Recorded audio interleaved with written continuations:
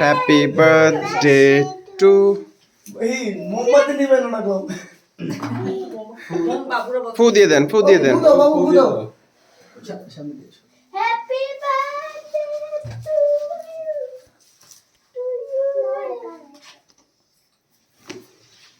হ্যাঁ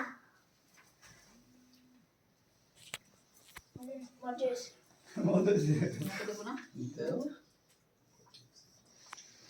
একটু একবার সাজাবো নাকি নরম তেল বিকালে আইছে কেক। এই জন্য নরম করে